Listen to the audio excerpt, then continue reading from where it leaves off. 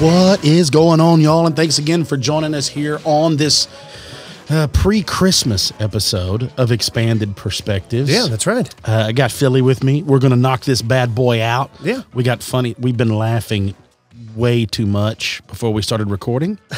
So, which is quite often the case.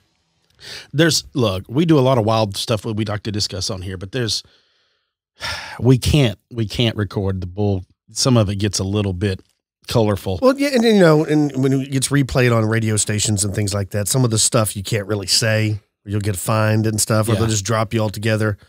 So, and with today's society, I mean, you got to be careful what you say because you could possibly offend almost anyone. Yeah. And so, yeah, a bunch of that stuff is best left unrecorded. Yes. When we're joking around with each other. But that's what happens when, we have lifelong pals. You kind of pull up risque stuff to jokes and memes and things. And send hateful things to each other. We've got that one group on Instagram with me, you, and my brother. And there's like 8 to 12 things added to that every day. Some of them are hilarious. Some of them are risque. And your brother follows some pages because of what he does. Right. It doesn't bother him. Oh, yeah. You're talking about like the EMT savage pages and stuff. Like savage paramedic. Oh, my God. I don't need to see There's that, like an man. Instagram dedicated to the most horrendous, like degloving of hands and feet and fish hooks like in eyeballs, compound fractures. Yeah, man. I like to pretend none of that happens. I don't like to look at that stuff either. My wife is fascinated by it. I introduced her to that page, and she loves it. It's just, there's certain people that can handle that stuff and others. So, my hat's off to those EMTs and stuff, because if I had to show up and help you put a tourniquet around a geyser coming out of your leg, I would probably pass out. I'd be little to no help. The first thing I'm going to tell you is you're probably going to die, because I don't know if I can get through this. Yeah. Yeah, I'm with you. It's rough. But yeah, so we had a lot of fun pre-button pushing. But yeah, you're right. That is, I don't know how they do it. Any of y'all listening that work in any form or fashion of that. First responders. Any of the nurses, the doctors, EMTs, I don't know how. And then it becomes compounded even worse if it's like a child. Oh. You know what I mean? Like if it's an old person, I hate to be this way, but if you're like an old person and you're bleeding out compared to a little child, I don't know, man. It's got to be rough. You've had a good run. Yeah, you had a right. You had a pretty good run. You had a good run. You had your time. Yeah, you've been here long enough. Move out of the way. You've had a good run. That's the way I feel. Like at some points, I'm like, look, I'm not old, but I've had a pretty good run. I knew a girl one time that worked at Cook's Children's Hospital. Just one. And how'd you know her? Biblically? What? Bibicky? What's that? Bibicky? Did you know her biblically? Yeah, I had the Bibicky sandwich down at Heim Barbecue. It's pretty good. Fruit Lupus. Go ahead. But yeah, she worked at Cook's Children's Hospital, and there, all those kids dying and stuff. I mean, that'd be rough, right? I couldn't handle that. Look, this is a great time of year to not only, like we always say, to express to those around you how much they do mean to you. Take a little extra time out to say it, but just to be thankful, man. Just to really be thankful of everybody's health. Somebody I know's uncle just passed away yesterday.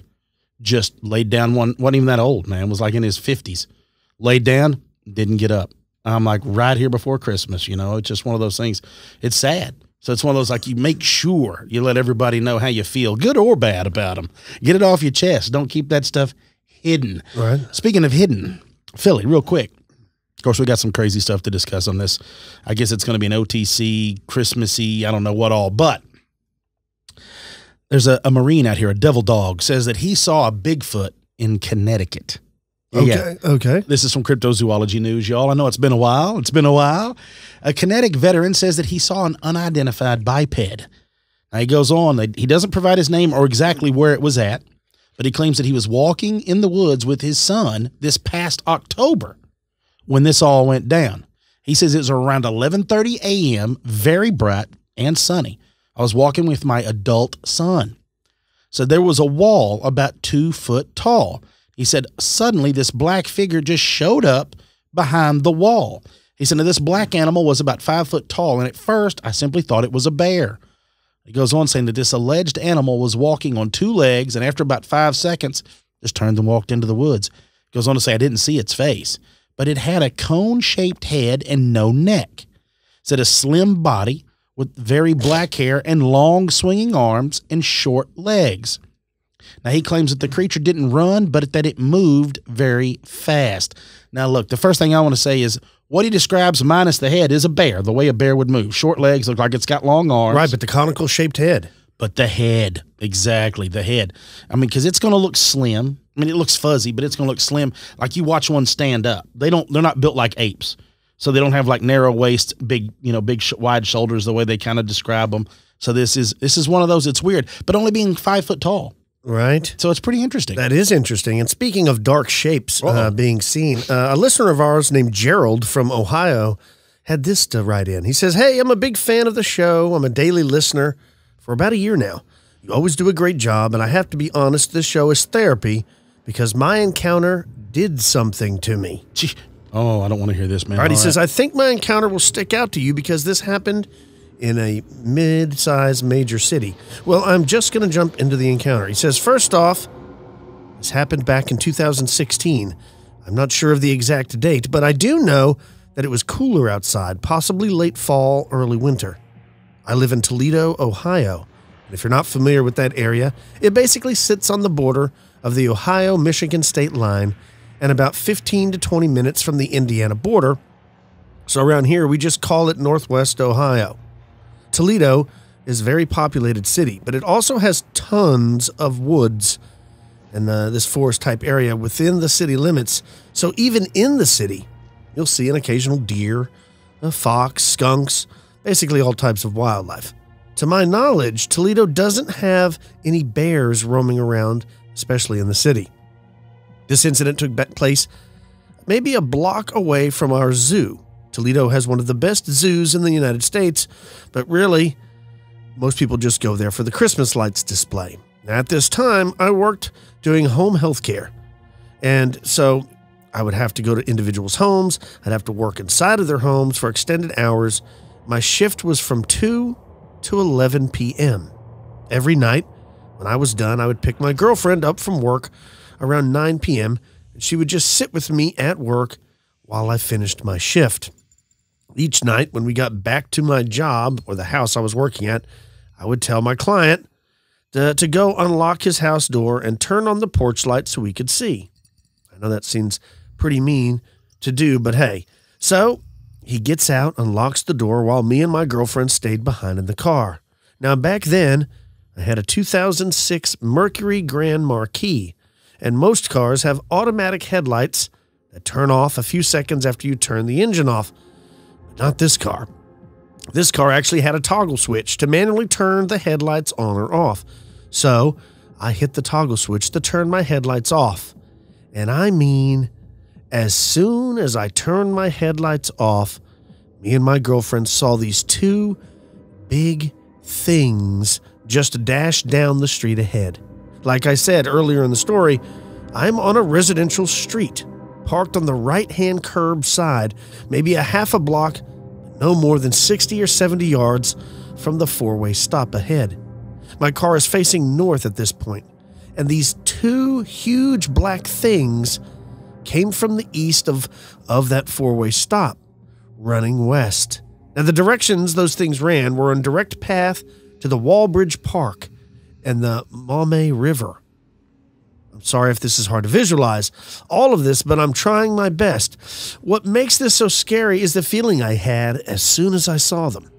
I've listened to your show and heard people say that they have a feeling of dread, like their breath was being taken. They were surprised. I too felt this same way. I struggled to breathe. I didn't want to breathe too loud or anything.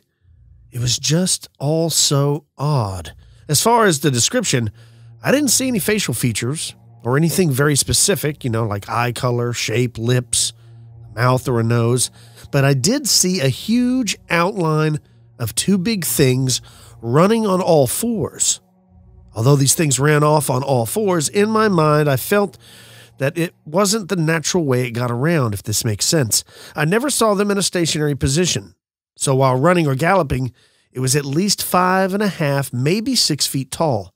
The galloping and running motion was very elusive, and they were running in sync. From the outline, it was just a bulky, muscular mass. And I could tell this because from what I assume were its backs and shoulders, you could see huge lumps or muscle. Another odd fact was that these things looked to be running with their heads straight down like a raging bull, and something was sticking up from the neck or head area. This whole encounter only lasted about 5 or 7 seconds, but it was enough time to take about 3 gallops or strides. After seeing them, my girlfriend flipped out. I mean, she wasn't calm, but she didn't want to be in that car any longer. To be honest, we didn't really talk about it once we got inside the house. We had other encounters that made us revisit this one. If I saw these 2 things stand straight up, I'd have to guess they were between 8 and 11 feet tall. On all fours, it looked like a minivan, but bigger. Not as long as a van, just the pure size. I'd really like someone else to weigh in and tell me if they've had a similar encounter. Thanks for everything you do, Gerald Davis. Well, I mean, it's a creepy story, and what's odd is the things were running on all fours. I've heard that's the way Sasquatch get around. They don't always walk upright. I guess it could be bears. Sometimes bears appear in places where you wouldn't think that they would be. In fact, recently, I just heard Forrest Galante doing a podcast where he was talking about there's actually Mexican grizzly bears, and it's farmers up in these little isolated pockets in the mountains have been telling people for years that their cattle have been being killed by something that's not a cat, and people dismiss them. But the most recent killing was in the 1960s. It's like a silver, if you want to look for like a silver Mexican grizzly bear. So that's what I'm bringing that up for, is this is a place in the world where people don't think that grizzly bears would be, yet they are. So although Toledo, Ohio may not seem to be a place where you would think bears would be, that doesn't mean that they couldn't slip down there and find their way there. Or it could have been something cryptid. I don't know. It was an interesting story. You'll also, Gerald, you'll find your story has been placed on the Phantoms and Monsters website. So lots of times when people send us stories, if they're really good, we will forward them on to Lon Strickler. So you could read it over there as well. Kim, what do you think? Are you checking out the Mexican grizzly bear? Yeah, I'm checking out the Mexican grizzly bears. So there was this is in an area, and what Forrest was talking about, because like California used to be riddled with grizzly bears. That's why it's on their flag. Right. And so they were eradicated, but what they think was that these grizzlies just moved south and that they're in these isolated pockets. And much like other animals, there's the forest department, is saying that they don't exist, but the farmers, the locals are like, yeah, they do. Well, yeah. What's funny is reading the arguments online right quick of not only are they said that they're extinct, that they're 100% extinct, that they don't exist anymore. They tried to say that they're closer to the black bears that were found in Texas, New Mexico, things along those lines, than they are to the actual grizzlies in California. But then other people are like, no, this is just like the grizzlies in California. They just migrated and made their way down. I don't know why it's so hard to believe in animal migration. I don't know either. People find crazy stuff all the time. Like, you're telling me that an animal just wouldn't, and I understand when they're used to an area. But when you have California, especially Southern California and Mexico, they once were all Mexico. Bears don't know boundaries. Right, so, I mean, it's not a big problem. You're in the Sierra Nevada mountains. It doesn't know that there's an invisible line. That now you're in Mexico. Then all of a sudden it's easier to eat and kill stuff down here. You're like, man, hunting all this stuff's way easier than hunting the stuff in the mountains. Well, and like the last documented kill, you can look at photographs, was in like 1964. That's not that long ago. Yeah, exactly. 50 years? That they try to say. Yeah, it's very strange. This is a very interesting thing. I do remember, and I think I've told about this on the show, is I had a buddy of mine that was hunting in South Texas and actually has a video of like one of the Mexican black bears. It's got like the big white stuff, like the V on its chest. He's filming. And this is back when it was actual film. Like it was a big over-the-shoulder VHS video camera back in the day. And he's hunting a tripod over a big feeder pen area, right? And it's down there south of, there's like javelina and turkey and deer. I mean, there's everything. So he's filming it up in this big cedar tree in his tripod stand. And something comes over the hill, and it's one of those bears, and it comes down and starts eating the corn and like literally like lapping at the corn and pawing at the feeder, and he gets the whole thing. And of course, now it's illegal to kill him. You can't shoot him in Texas, but it was one of those like just getting the chance to witness that would be amazing to see one. Well, and it reminds me of all the work that Mike Mays does, where people and forest rangers and Texas Parks and Wildlife will tell you that black panthers do not exist in Texas. They did at one time, but not any longer. But if you go to Mike Mays' Texas Cryptid Hunter website, there's pictures from game cameras, people taking personal pictures, of black panthers. I mean, they're all over the place. I know that the Arizona State University was doing like a study, or maybe it was just Arizona, and they were capturing jaguars that had come up through Mexico and were in Arizona. Again, these species aren't supposed to be here, but yet they are. And, you know, there's large ranchers and stuff that have private collections. We talk about this all the time, from like Pablo Escobar to other crime syndicates having possums, hippopotamuses and stuff like that. You know, he had his own zoo. Do you think that if some guy was wild and had a couple of tigers or something like that, a hyena, and one got loose, would you report it? Probably not. You'd probably be like, well, I ain't going to say anything. Maybe it'll just show back up. Well, look at so many people just let stuff go. That's what I'm saying. In Florida, just, it is what it is. Let's just let it be. I would like to hope that they're not letting tigers go, but you and I both know a story told to us by a fellow that said that a dude he hunted with saw one. 100%. Yeah. So this guy was out hunting. Went to his rifle stand, got up in his rifle. No, he was bow hunting. This was in bow Texas. season. Yeah, bow season. It was right before rifle season. All he had was his bow.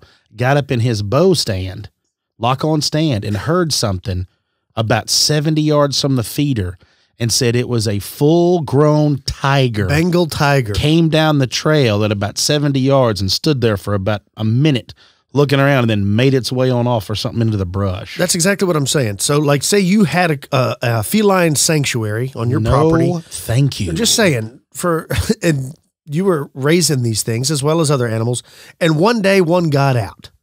Now, would you call it in? Or would you be like, well, hopefully it comes back home because it gets hungry? Well, even if you call fish and game, like what? First of all, if it's an illegal animal, well, that's what I'm saying. Don't say a word about it. You're just like, hope it don't get nobody. Exactly. So that's what I'm saying. You didn't go down to PetSmart and buy it. Like, you probably, a lot of these guys, I'm sure, are illegally buying these things. If one got loose, you're just like, well, good luck. Can you imagine? It's not tagged. It's not chipped. I mean, if it mauls somebody, it's like, I don't know. Did you hear about that? Man, that's crazy. Didn't you have it? No, man. I didn't have no tiger. But right? It could happen. So that's why some of these cryptid sightings, people are like, well, it kind of looked like a hyena. Maybe it was. Yeah, yeah. Maybe it's not paranormal. Maybe it was. There's not supposed to be bears. But maybe they were. Well, and like I talked about the red wolf coyote blend that's down there outside of Houston. It's down along the coast now that they've been working. It doesn't look like a regular coyote. Maybe somewhere along the lines they was, like you said, with a hyena. Maybe if you had them in, I don't know. I'm not saying that they're breeding with anything. What I mean is, like, I don't know how they work, but maybe if you had them in captivity and you're buying them like drug dealers, there has to be, and I'm picturing this, there has to be like a drug dealer animal place, like an animal ranch or animal safari that only drug dealers know about. And that's where they go to buy their animals. Yeah, it used to be Pablo's place. And it's just all like, oh, what do you need today? Do you need some jaguars? Come on down here. We got some. And they raise them like, you know what I mean? So maybe there's smaller versions of a hyena. Like, it's not a true version. Maybe it's been raised in captivity 2 or 3 generations, so they're not quite as big. So as you see them, they look like a hyena, but they're not as huge as an African hyena. So let me ask you this. If you were a giant drug czar, yes, like Pablo Escobar, El Chapo, whatever, what would be your go-to display animal? If you could get, money's not an object, what would you have to be like, oh, yeah, you got that? Check this out. Like a pet? Like, well, I don't know why you got to be like that, but I like it. I like that. Check this out. So I think a thylacine. Like, you like, now that's people are looking for him. I got one. He's got a diamond-encrusted collar. No, he's got a grill. My thylacine's got a grill. And you would keep like your blow in the thylacine's pouch. You like call it up and then hit your little key bump. Or would you send it on its way? Would you have somebody like, you'd pay money to have somebody genetically reverse engineer and have like a giant sloth bred or a short-faced bear as your pet or an Irish elk? I don't know. Man, you are throwing up some solid. That's a good question. You know what I would like to have? What's that? I would like to have the short-faced bear reverse engineered, but blended, right? Blended with koalas. So it's a short-faced bear, but only as big as a koala. So like a tiny evil, like it's like a Tasman. Maybe I should just get a Tasmanian devil and not go through all that work. We can talk to Chris Copeland. I'd get Chris to give me some. Yeah. Speaking of Tasmanian devils and thylacines and stuff. And Australia burning up. Oh my God. Jesus, right? I know. Hope y'all are all right down there. Please be careful. We have several friends that live in Australia. Delee, my wife, her cousin, Morgan, lives in Sydney. So anyways, on the same show, I was listening to Forrest talk about the Mexican grizzly bears. He also brought up a story about the Chupacabra, specifically in America. And it turns out that in the early 20th century, they were bringing this was before the thylacines were extinct, right? Okay. They had them on a ship. They were bringing them to America. Thylacines, to put it in like a zoo or to study or something.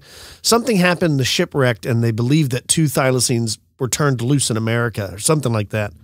And it wasn't too long after that the Chupacabra sightings started happening. So he thinks that some of the early Chupacabra sightings might have actually been thylacines that escaped into North America. I hope that's really a true story, because that just sounds cool. Right? I love the stories of like the trains derailing and like animals getting loose, orangutans being run loose or whatever. Like I told everybody, and I have received so many messages from y'all, either on Twitter or Instagram or Facebook, about the snow monkeys that I talked about with the ones bathing. Is that the one you're? No, the ones with Nolan Ryan telling that story of the snow monkeys. I'd never heard that story. I thought you were completely making it up, because that happens quite a bit when listening to you tell tall tales. But it's true. Yeah, I went and looked after we got off the air, monkeys. And it was great. Yeah, it's a pretty cool story. You don't. A thylacine, that's your baller animal that you're I think that would be a cool one. Now, if you want to go like really on the gangster tip, where you're like just crossbreeding and I don't know, a liger. No, that's pretty cool. But I liked your idea with the smaller animal, because a liger requires a lot of meat. But then again, money's not an object. Yeah, but it's work. If you're doing it yourself, or you're going to hire somebody to do it. So then it's really not fun unless you're involved in it. That's what I'm saying. I would like to ride a liger into a meeting. When you become Pablo Escobar rich, you're literally burning stacks of money in your fireplace just to keep warm. I mean, you have to start doing crazy stuff, right? Because life becomes so boring. I think if I had to pick pets, though, mine would be water-based. Like, I like aquariums. You hate water. Why would you pick water-based? I like to look at it. I don't want to get in it. I like to drink it. I like to bathe in it. I don't want to swim in it. I got you. So maybe like a narwhal, one of those things that's got those huge spike on the top of it. Like the guy that used the narwhal tusk or whatever it is, horn, to defend those people on the stabbings over there in the UK. You didn't see that? No, I don't know what you're on talking the London Bridge, where those people got stabbed by that dude and ended up passing away. He had a narwhal horn? Got like a narwhal horn. I need to pull. I'm sure there's people right now just screaming. Oh, hold on. I'm going to find this. Well, where was he at a museum and he stole it? Like, where would you just find that? That is a great story that I don't have the answer to, but I will find it because shortly. You're talking about a mammal that lives in the Arctic. Like, how would it even find its way to the UK? Like, what a bizarre thing to try to strike people with. And see, right here. All right, I'm going to read. This comes from NBC News 3 days ago. Oh, okay. It says, bystander who used narwhal tusk to stop London terror attack speaks out. Oh, so he fought off terrorists. Well, good job. Says I hope that the part I played in these terrible events can be used for good. The fellow's name is Darren Frost. Man, thanks, Darren. Said he used a narwhal tusk to fight off a knife-wielding suspect. I'm going to try to click on this with... Does it say why he had a narwhal tusk in his pocket? I'm trying to find the narwhal, how he got it. I mean, because that's like really rare, right? Yes. I mean, like, it wasn't like he used a pine cone or he used a twig. I mean, something that's naturally occurring all over the place. A narwhal tusk. I mean... Listen to how they put this on there. It says, video posted to social media from eyewitnesses appeared to show at least 3 men chasing after the suspect, pinning him to the ground. One appeared to charge at him with an antique tusk of a narwhal. Yeah. I can't find where it come, but I really need to look into that. But yes, so look, you're never going to outdo a fella saving people's lives with a narwhal tusk. No, I'm beginning to, instead of concealed carry. Here we go. Or keeping a pocket knife. Maybe I need to get me a narwhal tusk. Darren Frost, 38, was attending the event. So what is this event? An event for a prisoner rehabilitation program in Fishmongers Hall. It says in a historic building adjacent to London Bridge. Okay? Mm-hmm. He was attending the event, and among the bystanders who jumped into action when this fella started stabbing folks. Okay? Yeah. He said, we heard the noise from the floor below, and a few of us rushed to the scene. Says this South African-born civil servant who has lived in Britain for 14 years. This is what he's talking about. He said, I took a narwhal tusk from the wall and used it to defend myself and others from the attacker. Okay, well, that makes sense. See, it was being displayed because I'm like, who just walks around with a narwhal tusk in their jacket? All I know is that dude, Darren, is a badass. And look, first of all, quick thinking, hats off to him. Snatch that narwhal tusk off there and lay a ass whooping on somebody with it. Yeah, I mean, he saved a bunch of people. What's worse, getting beat up with a narwhal tusk? Yeah. Anyway, that's another one of those. I'm not going any further, but yeah, maybe, you know what? I think I want a narwhal. A pet narwhal. I think if I'm going to be the baller drug dealer, I want a pet narwhal. That'd be pretty cool. I guess, do like your koala thing. Oh, koala-sized, short-faced bear. Yeah, I think that would be that would be the way. Something that's just, I mean, adorable, but also extremely volatile. And of course, those koalas, don't they have syphilis or something like that? I don't know, but I've heard that they're real assholes. Like they look cute and cuddly. Well, I saw the one where they're wet. I'm hoping that's. I heard in real life, like they're a pain in the ass. Like they're terrible creatures. They just look cute and cuddly, but they're in the real, they're not very nice. So they're a lot like us. That's what. I don't even look cute. I did not know there was. Yes, I think they got some sort of STD, right? Now how they got it, I don't know. I don't want to know. That's their business. But they just lay around and eat eucalyptus all day. Yeah, and just look mad when they get wet. Yeah. Although, like, when you see them in those fires and people are trying to put them out, I feel terrible. Oh, yeah. No, I feel terrible for that. But I want my short-faced bear to be cute like those, but also on the side that it might snap at any minute. So you never know. Lose a digit or two. Yeah, you might lose be a on finger. Savage Paramedics. You remember the old video where looks like a Russian dude with a big... Looks like a younger Ricky Skaggs with a huge mustache and a karate gi has got a bear.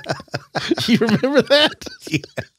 And that Ricky woman sits down. The woman that looks like a librarian or like a lunch lady or an office aide, and she sits beside it, and the bear turns. It's like a Russian video. Oh, it's straight. It's 100% Russian. And that bear looks at her, and it's like in total surprise, like he didn't know she just showed up, and how he put the ass whoop on her.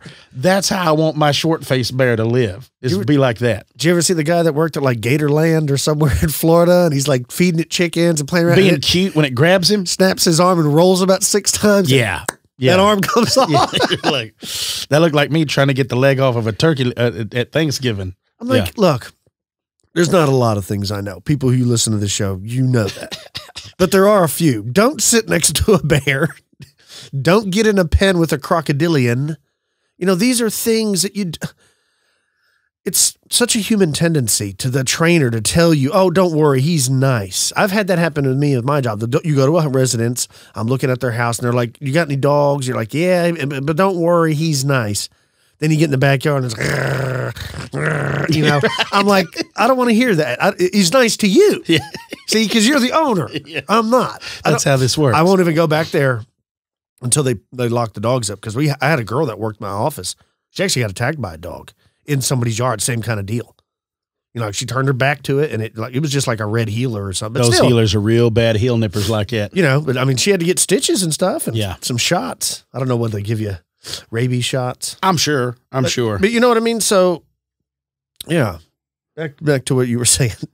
I think that's the move, though, is to have something that's really big and scary miniaturized. Yeah, and so it's not so big and scary. Don't feed crocodiles or whatever. Have you ever seen the video where how many of these videos have you seen where people are trying to take selfies and stuff, and they back up to like a panda cage and something gets them, and they just pulls them in? Yeah, that's funny. Or lions. Yeah, stay away from the. Look, they put two fences there for a reason.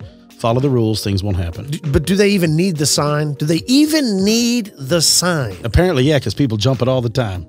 Right? But I mean, if you see a 500-pound cat, you don't need to tell me, don't go in there. Yeah, you're like, I'm good, bro. Because I see how fast my 5-pound cat moves. Right? All right, let's take a break. When we get back from the break, I'm going to discuss with Kyle some crazy Mantis Man stuff that I think's interesting.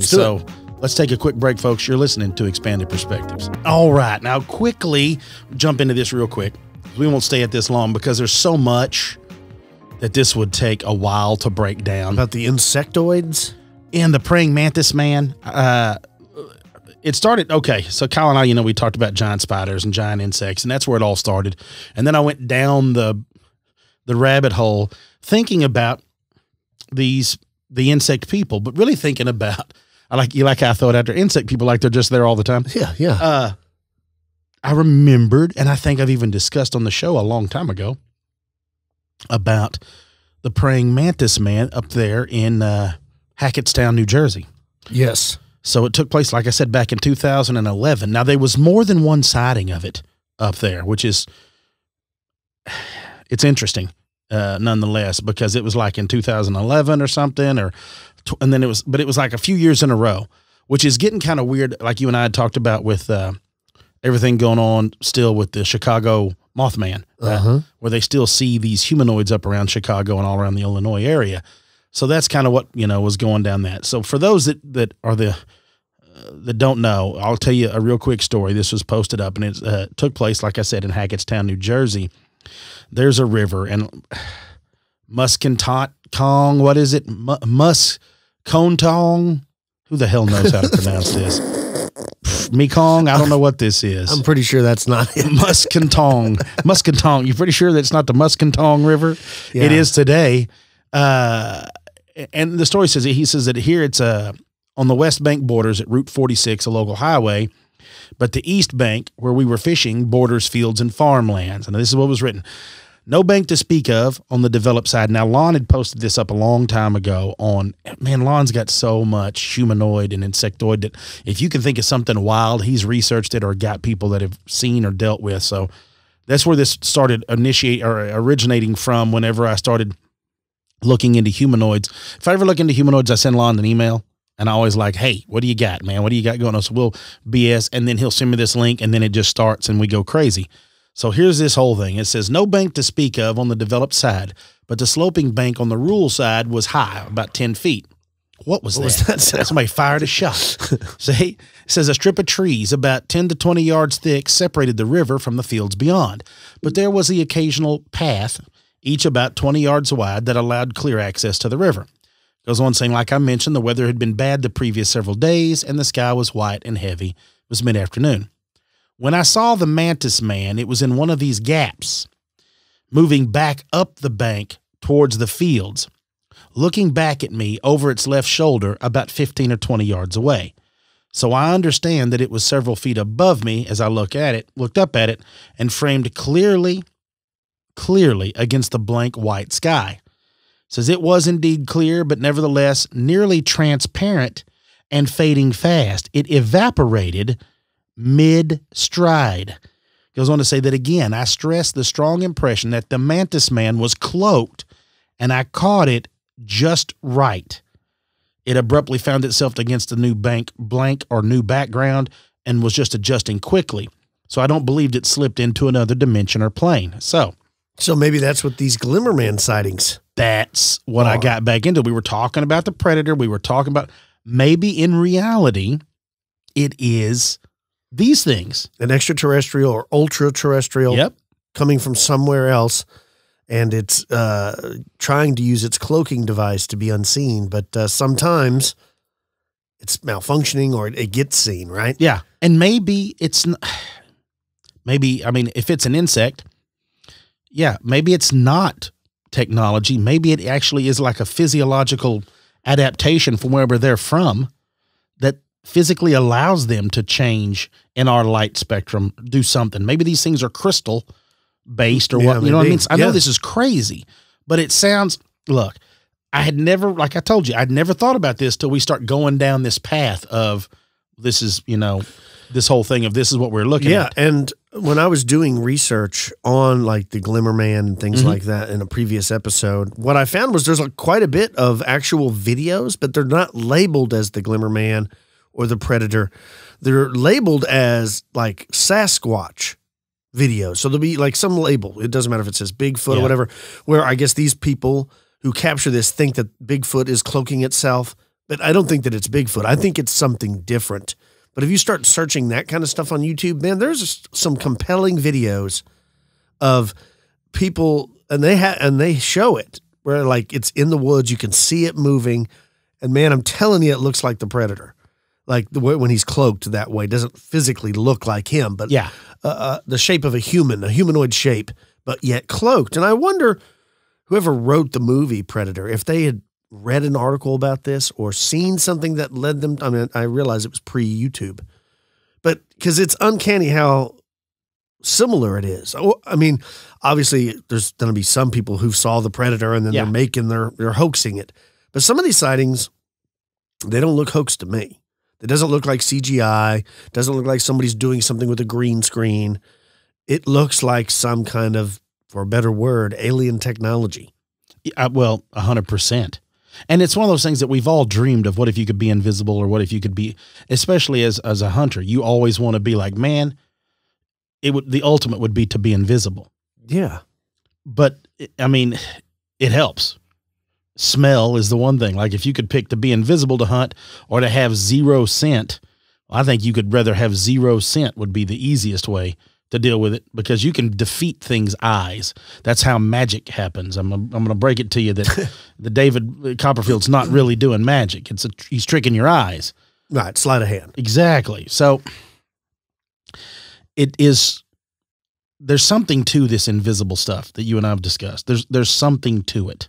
Right. So some of it, I think, is technology that the military has. Could we have gotten it from these things, or could we have taken it from? Well, that's a good question. Did we develop it on our own, or like when Lazar was working there at S4, did they find like an equipment room, and in that room there was these, I don't know, suits that you could put on that, with what I'm saying, they gave him this ability, and that led us to development. I don't know if you watch things like cephalopods.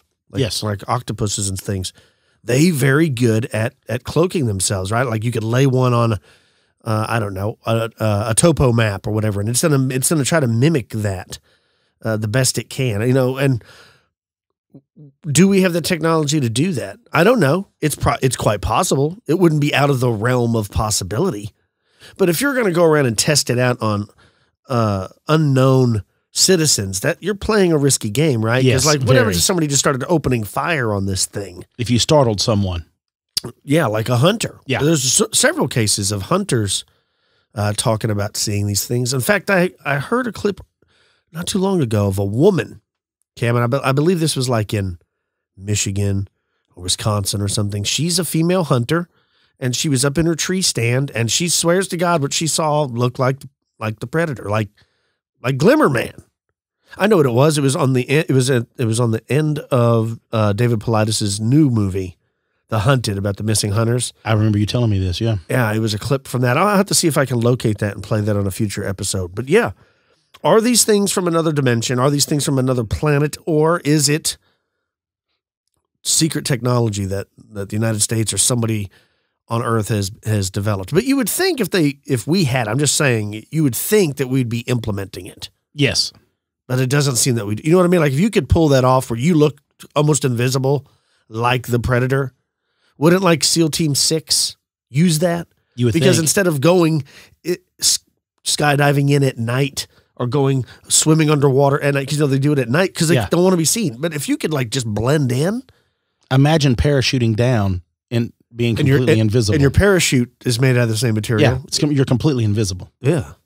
Right? And you could just, talk about... Or not even that. You could legitly just get in the car and ride with somebody, and they just open the door and let you out at the embassy, and you go and do whatever you need to do. You're invisible. I'd talk about like Ocean's 15. You want to talk about bank robbery? If you could just blend in?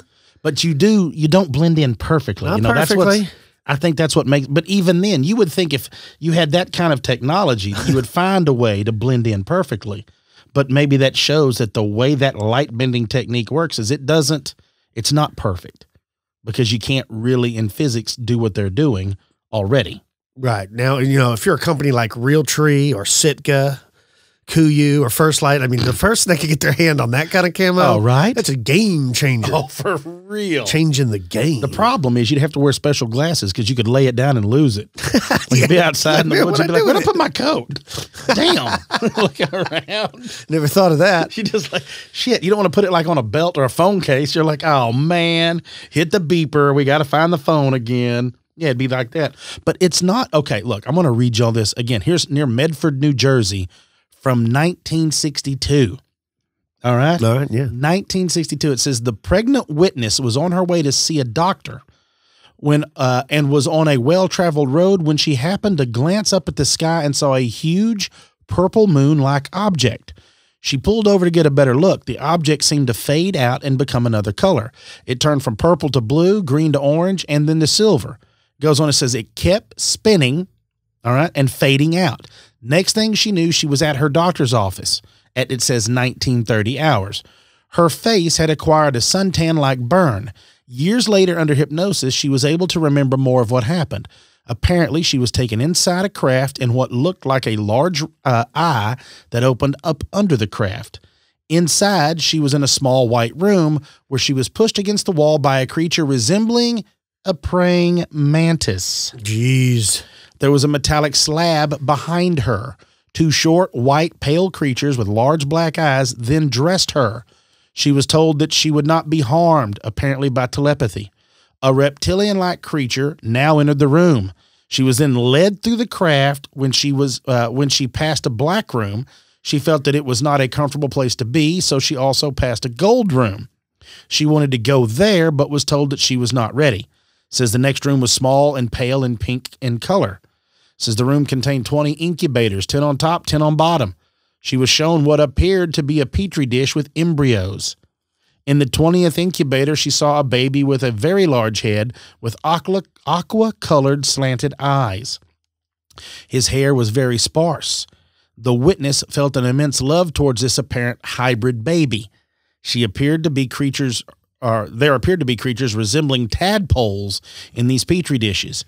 Each incubator had a fetus and in a more developed state, and when she looked into the 20th incubator, it's when she saw a baby reptilian-like creature. The whole time, two short, pale-eyed creatures and tall reptilian accompanied her. Goes on to say that later she was led to a pale yellow large room resembling a courtroom. It was very misty inside, and at the point the reptilian creature left her side, she was then led to the front of the room by the two shorties, and then she saw 7 beings, all wearing cloaks. One looked human, one looked alien, one was tall, good-looking, of, you ready, Nordic appearance. I love the Nordics. That seemed to be the leader, and he told her that she was judged, tested, and passed.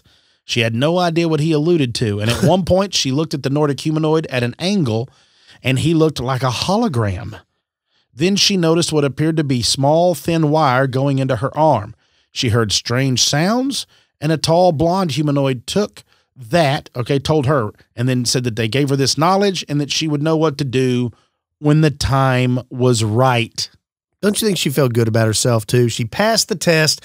You don't even have to know what the test is, but they tell you you passed, you feel good. You're like, yes. She passed the test, all right. Can you, look, that's a wild, I hope for all that is safe and sacred in this entire universe that story's fake, because I don't want to think about crazy reptilian hybrids and mantis beings, and I don't want to think about the Nordics, though? Would you be cool with the Nordics? They seem pretty cool. But you know what? You can't trust them.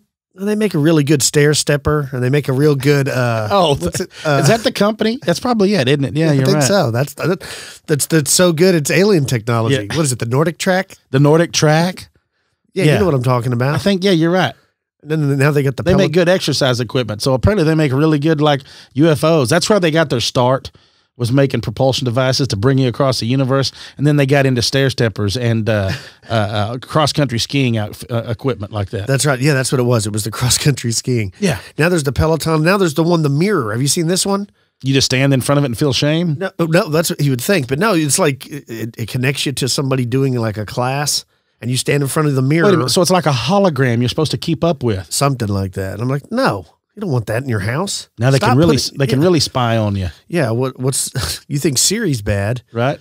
And Alexa, you want to just tape one of those to the mirror so you can get naked, so they can make sure they get your weight, your height, your exact body appearance is exactly what they're doing. They're scanning your body like a photograph. And then that way they have you now, every little nook and cranny about you. And everybody's willingly spitting into a glass and sending it in. Who am I growing up after? We don't know if any of that stuff's true. Is this conspiracy rant brought to you by Native? You're right. Yeah, you've seen the Alexa thing you can put in your car now. Not doing it. I had my insurance company call me up and ask me if I wanted to place a chip in my car. And you're a noose. And they could monitor everything, how safe I'm driving. Like, I was like, well, how does that work? They tell you exactly your speeds, how aggressively you're braking or turning. I'm like, no, that sounds horrible. They're like, yeah, but we'll give you like 20% off your bill. I'm like, and listen, lady. But what I mean is that sounds horribly awesome. I do a lot of speeding. I do a lot of aggressive turning. I do a lot of serious braking. You're going to make my rates go up. Yeah. Not interested. Everything you just listed is how I have fun. Right? All right. Back to the mantis. I'm just so terrified about the size of the thing. Like a 6 foot tall praying mantis. Because I don't know if you've seen the videos, but like praying mantises, they're so small, but they can jack like hummingbirds. Well, what's funny is voles. I mean, these things, they're serious. To imagine one that's 6 foot tall, just rip you in half. Well, a lot of people recall seeing these things, not like out in the woods like this, but after like a regression. Like they're not necessarily witnessing them like we were talking about. There's also like a pecking order too. Like it seems like insectoids, mantis beings. Then above them is the reptilians, and then of course at the top are the Nordics. Right. That's the pecking order. I'm looking. Where did I have this other one? I've got another wild one. Like if they weren't wild enough. Well, here you go. Right here. This is from 1994 in Nevada, Stillwater, Nevada. Said the witness and his wife were driving under a slight rain in an isolated area when they saw what appeared to be an accident off to the side of the road. It looked like an accident because there were a lot of flashing lights around the site. Curious, the witness slowed down to see if he could help, and as they came closer, they saw what they thought was an ambulance, but it turned up, or supposed to be out, to be an object resembling a large soda can lying on its side and resting on 3 legs. It was a weird sort of creamy color, but with bright red halos around it. Flashing lights could be seen all around the object. As they watched fascinated, his wife suddenly let out a blood-curdling scream. The witness turned around and saw 2 what he perceived to be aliens coming towards the car. These were described as bug-like, with their heads looking like a giant praying mantis. Ugh. They had humanoid-looking bodies, however, and wore bluish-gray jumpsuits. The terrified witnesses, who were armed with a gun, pulled it out and fired 2 shots towards the road in front of the figures. Well, that's awful sweet. Give them warning shots. This must have startled the humanoids, which suddenly ran back to their landed cylinder-shaped object. At this point, the witness began speeding away from the area. Looking back, he saw additional similar-appearing humanoids standing around the craft, about 9 or 10 of them. They did not see the object depart. Okay. I want to add 2 things to this. One, maybe it wasn't a mantis. Maybe that's the way their space helmets look. Right. That's true. And 2, maybe that was just a space bachelor party. They landed because somebody had to pee or had gotten sick, more than likely pulled over to pee. They were just like, hey, come and ask directions. Some dude that was strapped pulled out that Glock, ripped a few rounds off, and they're probably like, that's why I told y'all not to land here. This planet is messed up. Right? Stay strapped or get clapped. That's what this guy was living.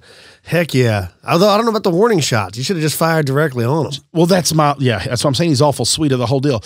But I really do think if there are aliens coming by here, we are literally like, they come here like you would go to like a state fair and watch like turtle races or something. Like they come down here like this place is just something else. Like this whole thing is like a...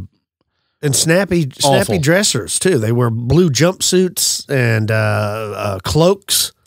And that's another thing. What if we found out that they come down here for fashion tips and advice? In all the universe, we're the best known at fashion. But everything else, we're like, these monkeys know how to dress, man, but we cannot trust them. We go down there. There's people with they're bell bottoms on, parachute pants. They got the Thriller jacket. Yeah. You got to think about with one glove. You got to think about how awesome. I mean, look. this planet as a whole has some pretty awesome fashion, right? We got to be the best at fashion in all the universe. Like the big top hats, like on the Gangs of New York. Like, I wish that didn't go out of style. Right? Yeah, I do like the big top hats. I'm not going to lie. I liked the parachute pants. I know. They were comfortable, man. It's so long ago. All the zippered pockets. I sometimes think that I dreamt that happened. You know what I mean? Because real? Because you could still find jeans or bell bottoms at like thrift stores and stuff. Yeah. I ain't seen a pair of parachute pants. Not at Goodwill, like not at a yard sale. You never just driven by a yard sale. Would you buy them if you found some? Hell yeah. Somebody in a yard sale goes up in an attic and finds a box and there's 30 pair of parachute pants. Have you ever seen laid your eyes? Have you? No. I think this is like the Mandela effect. I think that's an alternate reality that they don't really exist because I've never seen an old pair. Ever. I remember it in my mind. I had like two pair. Like a gray pair and a black pair. Yeah. You know what? It's probably because they didn't last long because it was just nylon. Yeah, of course. But they'll protect you from wild animals and stuff. People sleep in them all the time. Oh, the tents. Yeah, they always think they're safe. Zip the tent door up. We don't want anything to get us. Yeah. Like, what? What? That's basically just, I don't know. Thin that is? Yeah. That's just a little bit tougher cellophane is all it is. I guess that's like wrapping cigarettes in cellophane going, well, then nobody's going to smoke those. You're like, nah, player. We can still get in there. Yeah. I don't know if you're aware, but a bear carries things with its face. Yeah. It's coming in. It ain't knocking. Yeah, and it doesn't look like they're very gentle. Like, you ever see them, like, rocking a car? Banging on a door, scratching. Yeah. They, not very gentle. Yeah, no. Anyway, so maybe, look, all jokes aside, I feel more now like that this, okay. Huh? Yeah. As I'm trying to say this, I feel more now that this whole Glimmer Man stuff is extraterrestrial. Yeah. More now than I thought. I would at one time I was like, well, it may be us testing stuff. It may be people messing around and all this. But now, given where they see them, and like you said, even with Sasquatch, maybe it is. Well, even involved in maybe it's not the Sasquatch. Maybe it is more of an extraterrestrial or something like this doing something like that. Because you would think if it was Sasquatch related, you would think every Sasquatch could do it. You follow me? Yeah, right. Like that's something they have. Like, like on a previous episode just recently, one of the guys that had an encounter claimed that they have a gland like a skunk, the Sasquatch do, and they can, produce some terrible foul odor, and that's what people are experiencing when they're in the woods. They're like, man, it smells like something dead or like something beaver rotten. castor, but only bad. Yeah, right. I got you. And hence the name skunk ape. It smelled like rotting trash. Nothing like getting sprayed by a Bigfoot, right? Now, they didn't say anything about getting sprayed, but they just said that they have that, as a self-defense mechanism. I don't know. This is an animal that's not been proven to be real. This guy knows about the glands it has. My hat's off to you if you know about Bigfoot gland. Right? Like you got closer to Bigfoot than I want to go to. But I feel like it's more extraterrestrial now. And I hate to say that, but it does feel like all this Glimmer Man stuff is more like, and we've even, I think, discussed it, is it's like a probing. I mean, not that kind of probing, but like a Black Ops probing group that's going and gathering intel, right? Right. And like we just discussed what we would love to do if we had that kind of stuff. I think these extraterrestrials could be using it for that. Yeah, my mind when it comes to extraterrestrials is 100% concrete at this point. I believe in it. We talked about so many things, especially after some of the things that I've heard this year from the Bob Lazar film and the Bob Lazar interview, as well as Commander David Fravor and stuff. And I'll get to that in the outro portion. Anyways, moving on. Well, okay. I'm going to read this one to you. Hold on. Let me drag this bad boy. There is so much, like I said, that we could find that you can keep going. But here we go. There was a possible third sighting. All right. That happened. Now, this was still on the same thread as the Mantis Man, but this was back in 2014 when Lon actually got this. And this says that I saw something strange a few weeks ago on the Mekong River. I'm gonna start calling it maybe it's the Mekong, but it's the Mekong River near my home in Hackettstown, New Jersey. Okay. Said I was driving home from the drugstore on Newburgh Road, and as I drove near the bridge on the river, I noticed to my left something that I thought a fisherman standing in the river just off the south bank. I slowed the car and looked closer. It wasn't a person, and it was transparent, like with a weird shape. It moved slowly towards the bank and into the trees. I drove further so I could see it coming out of the trees, and that's the last I saw of it. It was tall, 8 foot or so.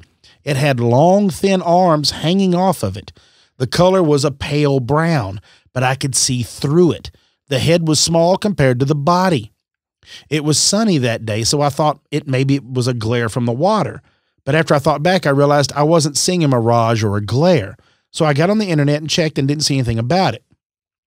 I mentioned it to a coworker in my office at lunch on Wednesday, and he gave me the strangest look. And I thought, uh-oh, he thinks I'm nuts.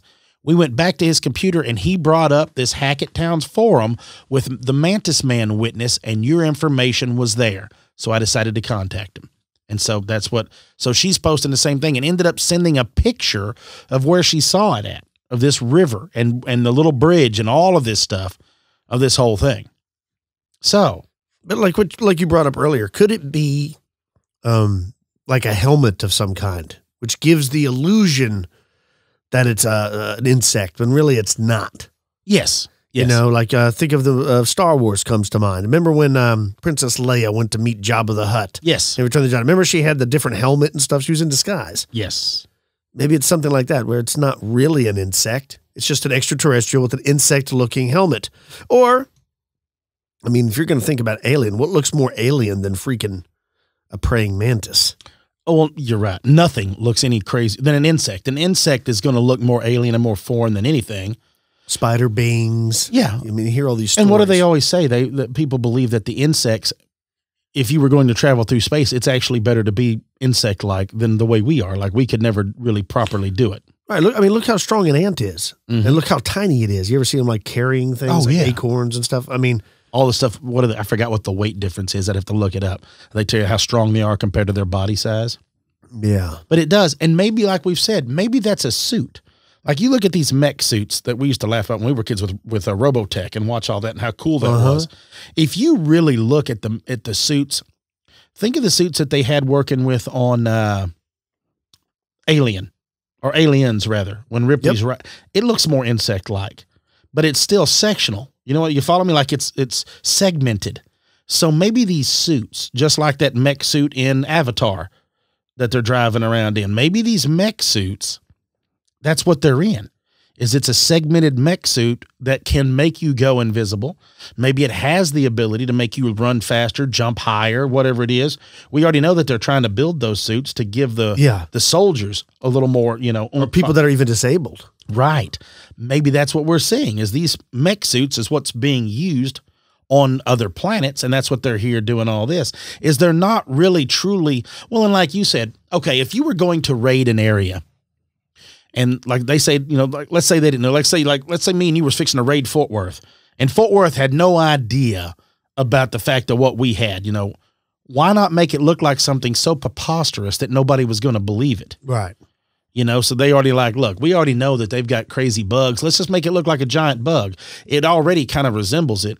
Let's fashion the helmet and everything so if they do see it, it's so unbelievable that nobody will take it serious. I mean, it would strike fear into people, because look at our own culture has even done that. Like, you would look at like a samurai's mask, right? They'd make a Hanya mask where it looked like it had an evil grin on it. Yep. Like fighter planes will have like where it looks like a jaws, like a shark's mouth on the front of it. I mean, these are all things these are decorative. Well, think of the Apaches or the Comanche. Instill fear, yeah. All the native tribes would paint their faces in war paints. And right, all that. Yeah. It's always been done. So if you're trying to beef up an intimidation factor over this planet you're about to attack or annihilate, or like you were saying, or probing, you would probably want to make it as scary as possible. I would, yeah, for sure. So I think there's more to it, and I think that, like, every time, as the further we go and discuss it, and the further we look into it, I feel like we're kicking rocks over and we're finding out more stuff. Yeah, me too. Well, let's take a break, and when we get back from the break, folks, we'll wrap this show up. You're listening to Expanded Perspectives. And we're back with Expanded Perspectives. Yeah, man. The Mantis being the Insectoids, the Reptilians, the Nordics. I like them all. I like the different, I don't know if they're different races, like if they're all from the same place, but they just come in different shapes and forms and sizes, or if they each come from different galaxies. I wonder if there's a war going on. Speaking of wars in space, I just went and watched The Rise of Skywalker with Luke. And What'd you think? I thought it was really good. I liked it. You know, when I was a kid, the first movies that came out, they were awesome. Yeah. And then when they started again with, what was the first one? The Phantom Menace. Yeah, Phantom Menace. And then it was like those three were kind of, they were too kid-friendly maybe. I don't know, but then these last three have been pretty good. So I liked it. I know that they're claiming that they didn't do as good in the box office as the previous two movies, and there's some people that either hate it or love it. But but the same thing can be said about Game of Thrones. Same You thing ain't can be trying said, to hear all that, are you? Same thing can be said about The Sopranos. Every time something ends, a series, and this is a long series, right? This is like a 42-year-long series. Yeah. When it comes to an end, there's going to be people who will either like it or don't. I personally thought it was pretty good. And I was proud of Luke because he used the restroom before the movie started and he waited to the end before it went again. And the movie's 2 hours and like 23 minutes. Most of the time, I'll tell you, when we take Luke to the movie theater, he just is feasting on popcorn and drinking Dr. Pepper like it's going out of style because you just press the buzzer, right? And they'll bring you another one. They're endless bowls. And he has to get up and use the bathroom like 6 times. And it's always at like a really key moment. So here I've shelled out all the cash, taken the family to a movie, and I missed the most important parts because Luke... He's got to go to the bathroom. All the time. And I try to tell him, man, you don't have to drink it. At this point, he's not drinking because he's thirsty. He's drinking it because he's afraid they're going to take it away from him. You're guess. like, no, bro, we're good here. Yeah, relax. And he's going ham. And especially if his cousin Rhett's with him, there's popcorn flying. Like Luke yesterday, he brought his toys. He had a stormtrooper toy with him. So like he did when we went and watched Godzilla. Yeah, right. Yeah, there was people coming into the theater. They were dressed up like stormtroopers. Is he going crazy? I mean, the people were going nuts. It's a big deal. And so this is the end, I think, for at least this storyline. Well, I'm going to watch it on Christmas. We're going Christmas Day that evening. Yeah, we're going to go watch it. You'll have to get with me. You'll like it. I can't wait. A couple months ago, I did a segment on the show about the Tic Tac UFO. This thing that the USS Nimitz fleet encountered. And the pilot that flew the F-18 Hornet, Commander David Fravor, I had mentioned him, as well as a bunch of other guys that were in the ships and stuff around there who saw this. But he was one of the person that had the first-hand eyewitness account of this thing moving in the water, right? Yeah. Well, synchronicity, just a couple weeks after we did that episode, he was actually on the Joe Rogan show. And Joe talked to him about his experience, and it was pretty interesting to say the least. But one part of the interview, he's not talking about the Tic Tac UFO. He's actually talking about a guy he met that was also in the Navy who had a truly bizarre experience. I think it was off the coast of Puerto Rico. Now, if you're not familiar, right off the coast of Puerto Rico is one of the deepest parts of the Atlantic Ocean. And we'll just have to play the clip. Give this a listen. I don't want to spoil it. The story you told me about what was underwater with your other buddy, because is that okay? Yeah. So it's amazing. People come out of the woodwork when they figure out you've had this, because now they don't feel alone. So I was working. I still do it, but I was doing oil and gas at the time on a contract, and one of the guys, the story came out, and he was a Navy helicopter pilot. And he comes in, he goes, "Dude, hey, can I talk to you, man?" I go, "What about?" He goes, "Dude, I got to talk to you." I said, "What do you want to talk to me about?" He says, "Dude, you know your UFO?" He said, "Yeah." He goes, "I had a similar experience." I said, "What's that?" He said, he was flying CH-53s, which is a big heavy lift that the Marine Corps uses, and the Navy uses it for certain things. And when they go for the East Coast, they do a lot of shooting off of, at the time, it was off of Puerto Rico. We had Roosevelt Roads that they ended up closing. But he was flying out of there. And, you got super clear Caribbean water. And they have these things that are called BQMs. They fly around, and then when they're all done, because they'll fly towards the ships, and the ship can, sorry about that, they can track with the radar. And then they also do, the ships or submarines shoot torpedoes. They're called telemetry rounds. So they gather all the data on what the torpedo is doing underwater, and then they blow ballast, and this thing will come to the surface and float, and then they go pick them up, and then they can extract all the data out of them. So they do it for both. So he said the first time they're out and they're going to pick up this BQM. And those things, when they're flying, they're done, a parachute comes out and they got to go, they hook it up, the helo drops the swimmer in the water, He goes and hooks this whole thing up, and then they hoist the whole thing up and fly back, and then they extract the data. So he says he's sitting in the front. In helicopters, there's, CH-53, you can actually see down by your feet, just like typical, like you got a Hawaiian ride, because you can see when you're touching down. So you got really good visibility out of those things, and you can stick your head out the window too, because you're just kind of hanging out. He says he's going on there, and they're getting this thing hooked up, and as he's looking down, because they're, 50 feet above the water, he sees kind of this dark mass coming up from the depths. And they start to hoist the diver up, and they've got the BQM, and as they hoist it up, he says, and he's looking at this thing going, what the hell is that? And then it just goes back down underwater. It just like, once they pull the kid and the BQM out of the water, this object descends back into the depths. So he thinks, well, that was pretty weird. So he goes out, he says, not too long later, a few months later, he's out and he's picking up a torpedo. So he says they hooked the diver up on the winch and they're lowering him in. And as he's looking down, he sees this big, massive, he goes, it's not a submarine. He's seen submarines before. Once you see a submarine, you can't confuse it with something else. This big object, kind of circular, he says, is coming up from the depths. And he starts screaming through the intercom system to tell him to pull the diver up. And the diver's like a few feet from the water. So they reverse the winch and the diver's thinking, what the hell's going on? And he's getting pulled up. And all of a sudden, he said the torpedo just got sucked down underwater and the object just descended back down into the depths. And they never recovered the torpedo. Jesus. And this happened in the late 90s. Mid to late 90s, I think it is. I could probably get in touch with him and ask him. And he told me this story, and I'm like, how do you report that? You come in and go, well, where'd the torpedo go? It just got sucked down. It just went down, and then you get the people that attribute it as, something happened when it blew ballast and it just took on water and sank. And he's like, it didn't sink. He goes, it literally looked like it got sucked down. So what do you think of that? I try not to. Right? Yeah. This is one of those like USOs where this has been, people have been talking about this. And I remember hearing about it 20 years ago. And I was like, these guys are crazy. But I mean, it's funny that they went and got it, or it went and got it. Yeah, stole their telemetry rounds, their torpedoes or whatever. But something large, black, circular, coming up from the depths. I mean, that's something out of a science fiction movie. How scary that! But we talk about it all the time, though. If there's a place to hide on this planet, where better than the bottom of the ocean? Well, and I also like the way that he kind of talked about it. He never says that it's biological. You know what I mean? Like it's like it. No, because you can tell. You could. He never brings it up because at least I don't remember hearing him say that it was or was not biological. No, he never said that. And it's, why? Is because it never crossed his mind of it being biological. It's because it wasn't you wouldn't make that a point unless it looked close and you knew it wasn't. He doesn't bring it up because he knows it's not biological. He knows that was something mechanical, that was, you know what I mean? Oh yeah. He talks about it in other places during the interview that, several buddies of his, fly buddies, they've been seeing him in the Atlantic Ocean for years. It's kind of like, I don't want to say well known, but it's known amongst pilots out there. To some people, it's well known, yeah. And, when you read about these stories of guys in submarines tracking things, guys in the Navy on ships seeing things, I mean, could it be possible? Could it be? Right, Giorgio Tsoukalos time. Is it possible?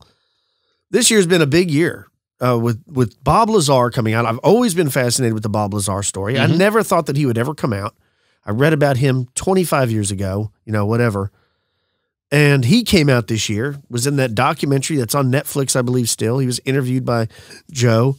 And then Commander Fravor comes out and tells his side of the story and then drops this little jewel about something coming up from the depths. I mean, this has been one of the most exciting years when it comes to ufology that I've experienced since we started this show, which is almost 7 years.